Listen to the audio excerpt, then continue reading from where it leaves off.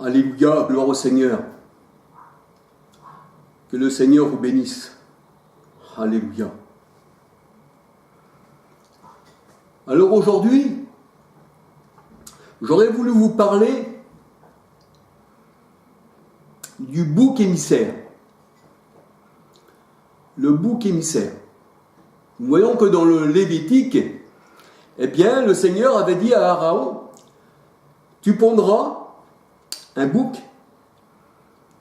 tu poseras ses mains sur lui, et ce bouc portera tous les péchés du peuple. Et tu enverras ce bouc dans le désert. Alors nous voyons que le mot bouc émissaire, aujourd'hui, quand on parle d'un bouc émissaire, on dit que c'est une personne, eh bien, qui est envoyée par une ambassade, et c'est elle qui prend toute responsabilité sur son dos. On l'appelle le bouc émissaire. Voyez-vous ? La parole de Dieu nous dit aussi que le Seigneur Jésus-Christ, eh bien, a pris aussi tous nos péchés sur lui. Alléluia, pour que nous ayons la vie. Mais le Seigneur Jésus-Christ n'est pas appelé le bouc émissaire. Alors, il est appelé l'agneau qui ôte le péché. Jean 1, 29, c'est l'agneau. Et vous savez que l'agneau ne donne pas d'odeur. L'agneau donne, je veux dire par là, s'il donne une odeur. L'agneau donne une odeur de vie pour ceux qui sont à la vie, mais aussi une odeur de mort pour ceux qui sont à la mort. C'est pour ça que l'évangile, eh bien, est ainsi cité dans la parole de Dieu. Nous allons voir tous les versets de la parole de Dieu. C'est vrai que Jésus a pris, eh bien, nos péchés sur lui, et il a effacé nos transgressions. Alléluia. L'autre jour, je suis allé dans un endroit, et dans cet endroit, j'ai rencontré un vrai frère. Je dis bien un vrai frère. Et nous avons échangé de la parole de Dieu. Et on a échangé aussi, eh bien, sur Satan, qui veut dire simplement adversaire pour un véritable chrétien. Et j'ai parlé aussi que les gens, eh bien, prenaient l'image d'un bouc. Satan, donc qui représente, on va dire, un peu le bouc émissaire des sectes, des sectes, des traditions, tout ça, du monde, mais surtout des sectes. C'est comme ça que les sectes représentent, eh bien, l'adversaire. Il est représenté par un bouc. Voyez-vous, il est représenté par un bouc avec des cornes, Baphomet, on va dire par là. Eh bien, ce bouc, comme on va étudier la parole de Dieu, nous allons voir qui est ce bouc. Alléluia. Là, on va se laisser guider par la parole. Pas par Charles, parce que moi, je ne dois pas exister. Moi, je ne suis rien, mais la parole est tout. Alléluia. Alors, c'est vrai que l'Éternel avait désigné à Aaron 2 boucs émissaires. 2 boucs. Un bouc pour chaque tribu. Là, il y avait, je ne sais pas pourquoi que le Seigneur il avait choisi 2 boucs en ce moment. Je ne me rappelle plus trop dans la parole de Dieu pourquoi il avait pris le bouc. Mais je sais qu'il y avait un bouc pour le péché du peuple. Alléluia. Et un autre bouc, je ne me rappelle plus pour qui. Et c'est pour ça qu'il y avait 2 boucs. 2 boucs émissaires. Pour porter les péchés du peuple. Lévitique 16, versets 8, 9, 10. Lévitique 16, versets 8, 9, 10. Alors ce bouc, eh bien, il était désigné pour porter les péchés du peuple. Aaron devait mettre la main sur le bouc et l'envoyer dans le désert. Voyez-vous, il devait partir dans le désert. C'est ce que la parole de Dieu nous dit. Jésus-Christ aussi, alléluia, est un émissaire, comme je vous ai dit. Mais lui n'est pas un bouc, il est un agneau qui ôte le péché du monde. Jean 1, 29, voici l'agneau qui ôte le péché du monde, disait Jean-Baptiste. Et un agneau, eh bien, il a une odeur de vie en lui. Surtout l'agneau qui donne la vie, Christ. Alléluia. Vous savez que le bouc, dégage une odeur nauséabonde. On va voir dans la parole de Dieu. Il dégage une odeur nauséabonde. Le bouc dégage une odeur qu'on reconnaît à l'odeur. Voyez-vous, comme le monde, on reconnaît à leur odeur, eh bien, qui font partie du monde. Eh bien, le bouc représente le monde, justement. Représente le monde. Leur emblème, Satan, eh bien, ça représente carrément les sectes par lesquelles ils appartiennent. Voyez-vous, et ça emboucane. Ça emboucane. On va dire, ça sent mauvais. C'est pour ça que le Seigneur, il l'éloigne. Ça sent très mauvais. Alors c'est vrai que ce bouc était envoyé eh bien, dans le désert. Alléluia. Et tous les péchés étaient confessés, du peuple étaient confessés sur ce bouc. Et le bouc eh bien, était chargé de porter toutes les fautes eh bien, du peuple. Lévitique 16, versets 20, 21, 22. Lévitique 16, versets 20, 21, 22. Et c'est vrai que chaque enfant de la chair est un bouc en lui-même. Ce n'est pas moi qui le dis, c'est la parole de Dieu. C'est un bouc. Eh oui, c'est un bouc. Mais lui, il ne porte pas le péché du peuple, ce bouc-là. Au contraire, c'est l'emblème des religions qui disent que ce bouc est un Satan, mais ils ne savent pas que c'est eux-mêmes. Et c'est pour ça que le Seigneur Jésus-Christ, il dit dans sa parole, que nous allons voir à l'instant, alors je dis que les enfants de la chair, de la part du Seigneur, eh bien, est un bouc en lui-même. L'enfant de Dieu, qui a l'esprit de Dieu, n'est pas un bouc, mais il est une brebis. Voyez-vous, il est une brebis, l'enfant de Dieu. Et la parole de Dieu, elle dit que Jésus a séparé les uns d'avec les autres, c'est-à-dire ces brebis d'avec les boucs. Et vous prenez l'emblème du bouc, le symbole du bouc, Baphomet, et vous dites que c'est Satan, alors que le Seigneur lui-même, il dit que vous êtes les boucs, vous-même. Voyez-vous, vous avez fait une image de Satan qui serait un bouc, qui allait vous posséder, mais en réalité c'est pour tromper. C'est pour tromper. C'est pour dire, voici, ce n'est pas nous, mais c'est quelqu'un qui nous possède. Donc ce bouc que vous avez eh bien, inventé devient aussi un émissaire eh bien, de tout ce que vous avez en vous-même. Vous avez reporté ça sur lui, voyez-vous. Mais ce bouc-là n'existe pas, parce que c'est vous les boucs, c'est ce que le Seigneur nous dit dans sa parole. Alléluia.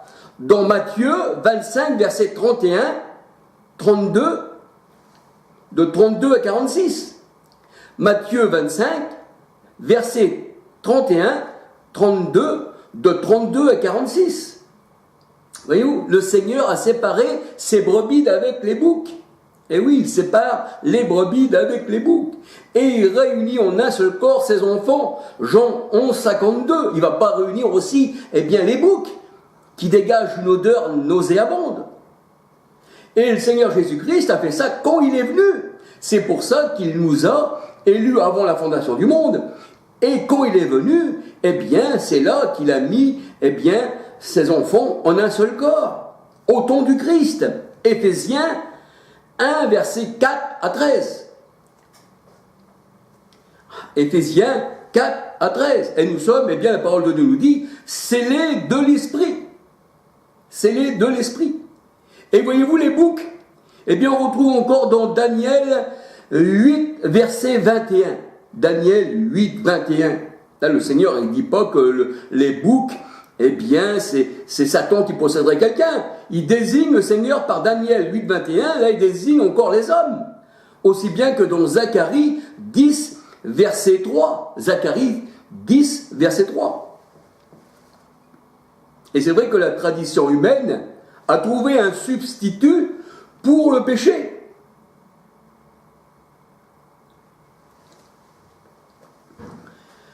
Les hommes ont trouvé un substitut pour leur péché. Mais cela ne tient pas devant le Seigneur. Parce que ce bouc qu'ils ont inventé, ce Satan qu'ils ont inventé, n'existe pas. C'est dans leur tradition. Ils ont annulé le commandement de Dieu au sujet de leur tradition. Et l'image du bouc qu'ils ont imaginé dans leur tradition, eh bien, est devenue leur bouc émissaire de leur péché. Ils remettent tout sur ce bouc, sur ce Satan, alors que c'est eux-mêmes les boucs et c'est eux-mêmes les Satans, parce que Satan veut dire simplement adversaire du Christ. Et oui, ils remettent tout sur une chose, eh bien, imaginaire. Ce n'est pas moi, j'étais pris de Satan. Combien qu'on voit ça des fois, eh bien, dans les tribunaux. Ce n'est pas moi, j'étais sous l'emprise de quelqu'un qui était plus fort que moi. Mais non, en fait, tu étais sous l'emprise de toi-même. Et chacun reprendra de soi-même, qui dit le Seigneur Jésus-Christ dans sa parole. Alléluia. Le Seigneur, c'est de la main du malin des hommes. Parce que le Seigneur, il appelle les hommes, eh bien, les malins. Le Seigneur, il appelle les hommes les malins.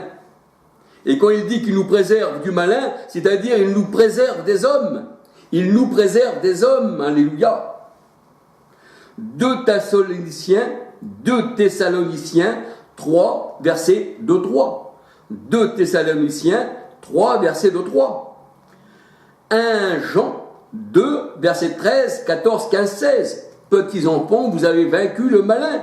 C'est-à-dire que vous avez vaincu les hommes. Et Christ n'est venu, il n'a combattu que contre des hommes.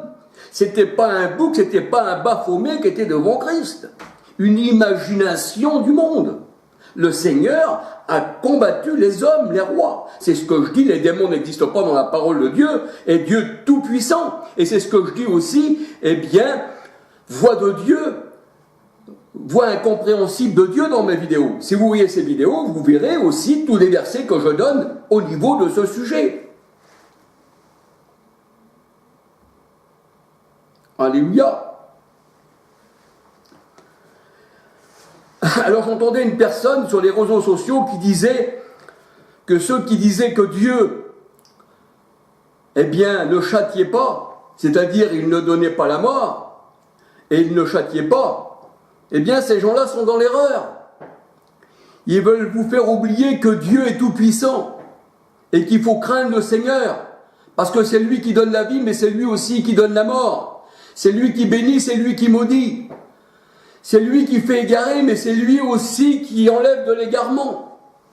J'ai mis tout ça dans Dieu Tout-Puissant. Les démons n'existent pas. Regardez mes vidéos simplement. Je ne fais pas de publicité pour ceci, mais simplement pour la parole de Dieu. Alléluia. Alors cet homme qui disait que, eh bien, Dieu châtiait, oui, la parole de Dieu, elle dit que Dieu châtie ses enfants. C'est pour une correction. Mais quand on châtie un enfant, on ne le fait pas mourir. Ah oui, parce que vous savez, aujourd'hui, on dit qu'il ne faut pas châtier ses enfants.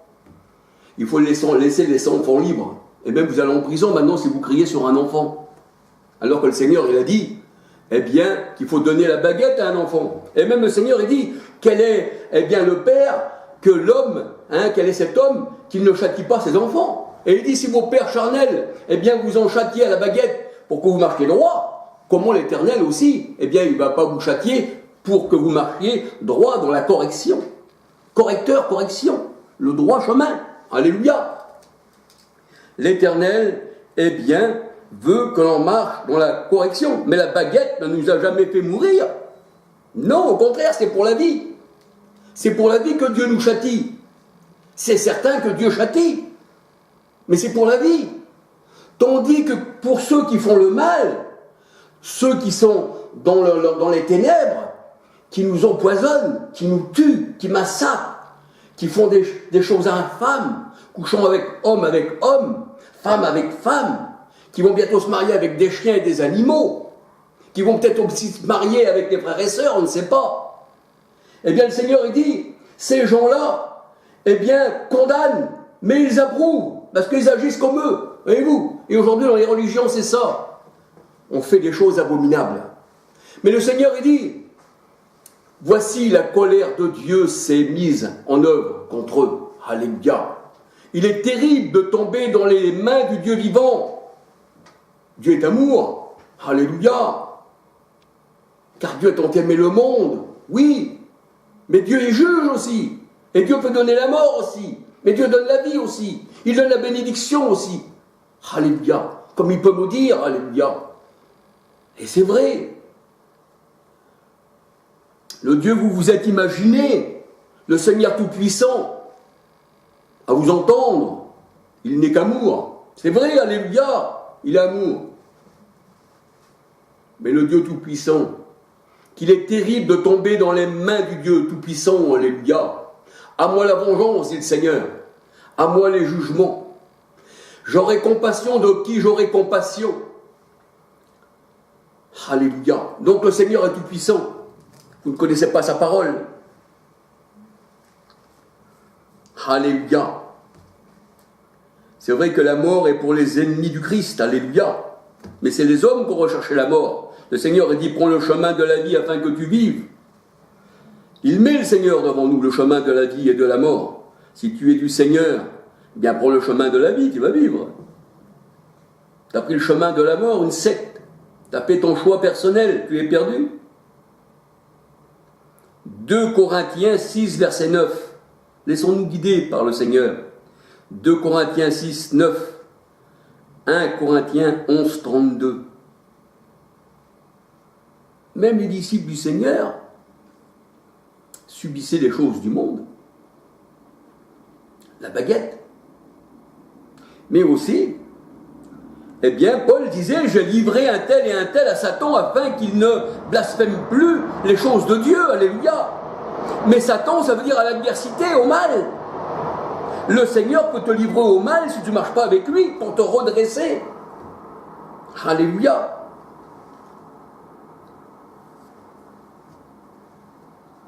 Et c'est vrai que l'Éternel est comme un homme qui donne la correction à ses enfants. Il les châtie, mais il ne les tue pas. Alléluia. À ses enfants, on dit bien. Deutéronome 8, verset 5. Deutéronome 8, verset 5. Proverbe 3, verset 12. C'est seulement ceux que Dieu aime qu'il redresse et qu'il châtie. Il ne va pas redresser les ténèbres. Il n'aime pas les ténèbres, le Seigneur. Alléluia. C'est seulement ceux que Dieu aime qu'il redresse et qu'il châtie. Apocalypse 4, verset 19. Apocalypse 4, verset 19. Job 5, verset 17-18. Job 5, verset 17-18. Hébreux 12, verset 5 à 11. Hébreux 12, verset 5 à 11. Le Seigneur nous châtie pour un bien, comme nos parents nous donnaient la baguette pour un bien. S'il n'y a pas de police, s'il n'y a pas d'autorité dans le monde, s'il n'y a pas la prison, tout le monde fera ce qu'il veut. Il faut une prison. Eh oui, il faut enfermer. Et le Seigneur a dit, puisque tu as fait le mal, tu seras aussi enfermé. C'est ça l'enfer, enfermé. Et c'est vrai que le Satan est représenté au Vatican, Vatican qui signifie serpent de vin. Eh bien, il est représenté, le Satan, par un homme au Vatican. Vous savez, vous voyez cet homme avec plein de choses autour, là, ça fait un grand truc. Eh bien ça, c'est un homme, c'est un reptilien, c'est un serpent. Ceux qui ont visité eh bien, le Vatican, eh bien, ont sûrement vu cette image au Vatican. Eh oui. Le châtiment de Dieu est un remède pour ses enfants. Alléluia. Heureux l'homme que l'Éternel châtie. Alléluia. Pour le monde, c'est une autre chose. Le châtiment, eh bien, c'est un châtiment d'une destruction éternelle que nous dit la parole de Dieu. C'était châtié, mais pour le mal. Pour le Seigneur, il châtie le monde, non pour le redresser, mais il a châtié le monde, eh bien, pour la damnation éternelle. 2 Thessaloniciens 1, verset 7, 8, 9, 10. 2 Thessaloniciens 1, verset 7, 8, 9, 10. On ne corrige pas ce qui ne peut être corrigé. On dit des fois, t'es-tu comme un mulet. Le mulet, des fois, ne veut pas avancer, même si ce n'est pas un coup de baguette qu'il avancera. Un âne, c'est ça, un mulet, c'est ça. Le mulet et l'âne, c'est de sa race, et vice-versa. On ne corrige pas ce qui ne peut être corrigé. Les enfants des ténèbres, il leur manque une grande chose pour qu'ils ne soient plus ténèbres. Il leur manque la lumière. Eh oui. Mais comme ils n'ont pas la lumière, donc ils marchent dans les ténèbres. Et marchant dans les ténèbres, avec leurs yeux fermés, ils ne connaissent pas le Seigneur, qui est lumière. Alléluia. Les ténèbres, ceux qui sont dans les ténèbres, un ténébreux, comme on dirait, eh bien, ce qui lui manque à lui, c'est la lumière. Voyez-vous, ce qui lui manque à lui, eh bien, c'est la lumière. La lumière est une absence de ténèbres. En Dieu, il n'y a pas de ténèbres. Dieu est juste. Ceux qui disent que Dieu, eh bien, ne peut pas faire des choses contraires à lui, Dieu est le juste juge. Il fait ce qu'il veut. Il donne la vie, mais il la reprend. Alléluia. L'Ecclésiaste disait, ce qui manque ne peut être compté. Ce qui manque ne peut être compté. Si l'homme n'a pas la lumière en lui, ça ne peut pas lui être compté parce qu'il est ténèbre. Ecclésiaste 1, verset 15. La méchanceté ne peut pas être comptée comme l'amour. Alléluia. La justice ne peut pas être comptée comme l'injustice. La vie ne peut pas être comptée comme la mort. C'est une séparation.